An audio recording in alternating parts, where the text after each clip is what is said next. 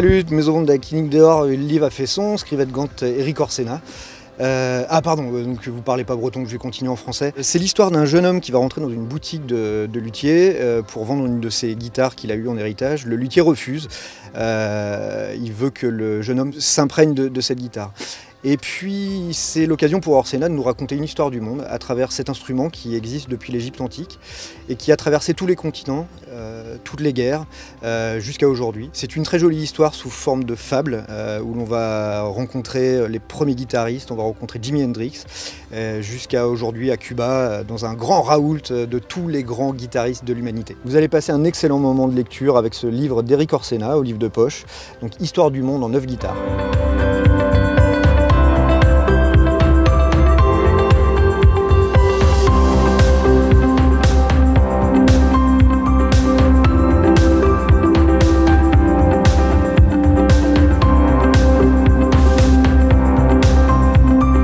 Alors aujourd'hui nous sommes sur l'étape de Quiberon et nous avons le plaisir d'accueillir Yvan Calbeyrac qui est un auteur, réalisateur et scénariste. On a travaillé autour du portrait avec la maison de notre enfance et on a travaillé aussi sur le portrait de nous-mêmes à la 3e personne. Venir à l'atelier d'écriture, c'est libérer son imaginaire, c'est s'affranchir de toutes les contraintes qu'on peut avoir, de toutes les peurs, et on l'a vu aujourd'hui avec Yvan, il y avait vraiment beaucoup de bienveillance et des conseils de professionnels. Le camion qui livre, c'est une super initiative, ça nous donne l'occasion de découvrir de nombreux auteurs dans de nombreuses villes et de pouvoir présenter nos activités un peu partout en France. Moi je vous souhaite une bonne écriture, libérez votre imaginaire et profitez avec les mots.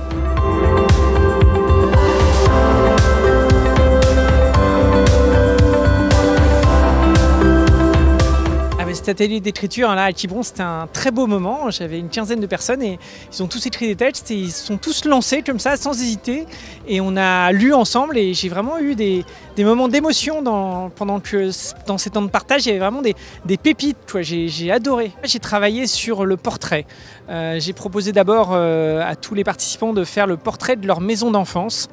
Et donc on a travaillé à la fois sur le portrait et le souvenir et ça convoque tout de suite quelque chose d'assez intime et les textes qui ont émergé étaient tous assez touchants parce qu'on reconnaissait la maison de quelqu'un et ça nous ramenait à notre propre maison d'enfance et il y a tout de suite quelque chose de magique qui s'est passé, c'était assez touchant en fait.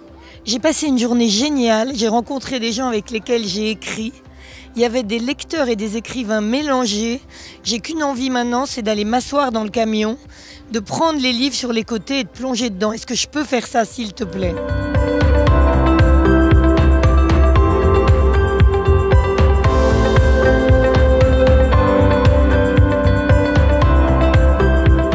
Mon conseil, ce serait continuer d'écrire et continuer de lire aussi parce que la fréquentation des grands écrivains, ça aide à écrire de mieux en mieux.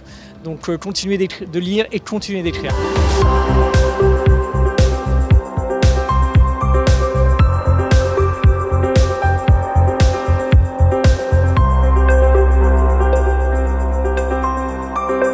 Retrouvez-nous à La Palmyre dès le 28 juillet.